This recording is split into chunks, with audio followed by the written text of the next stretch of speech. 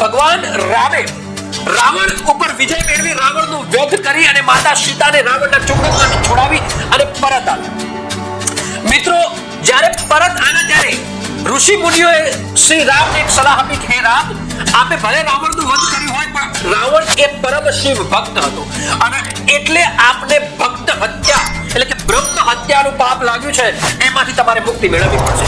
રામ પણ જાણતા હતા કે રાવણ એ પરમ શિવ ભક્ત હતો અને આ બ્રહ્મ હત્યાનું મને પાપ લાગ્યું છે। તો મિત્રો રામે કહ્યું તો આના માટે મારે શું કરવું પડે? તો મિત્રો ઋષિ મુનિઓ કહ્યું કે તારે શિવની ઉપાસના કરવી પડશે, શિવને પ્રસન્ન કરવા પડશે અને આ બ્રહ્મ હત્યામાંથી તારે મુક્ત થવું પડશે। તો રામે સહર્ષ સ્વીકાર કર્યો।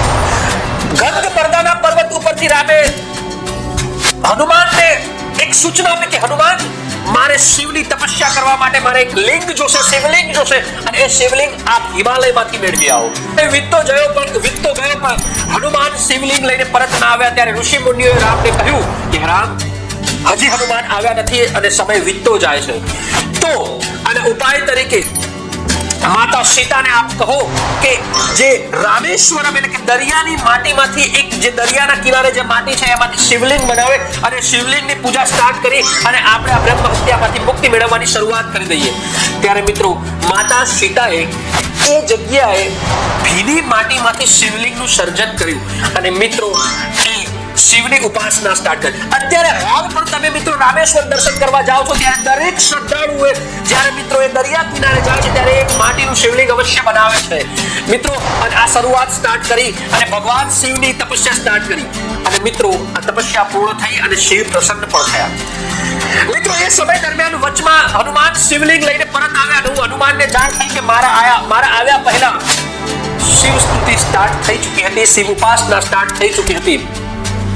ત્યારે મિત્રો હનુમાનને દુઃખ લાગ્યું કે હું મારા સ્વામીની સૂચનાનું પાલન સંપૂર્ણ ન કરી શક્યો।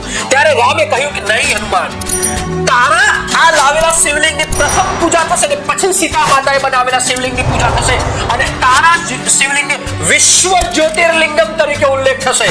અને મિત્રો અત્યારે હાલ પણ તમે જાઓ છો ત્યારે પ્રથમ હનુમાને લાવેલા શિવલિંગની પૂજા થાય છે અને પછી મિત્રો એ સીતા માતાએ બનાવેલા શિવલિંગની પૂજા થાય છે। આ રીતે મિત્રો આ જ્યોતિર્લિંગને રામેશ્વર રામના ઈશ્વર તરીકે પૂજવામાં આવે છે।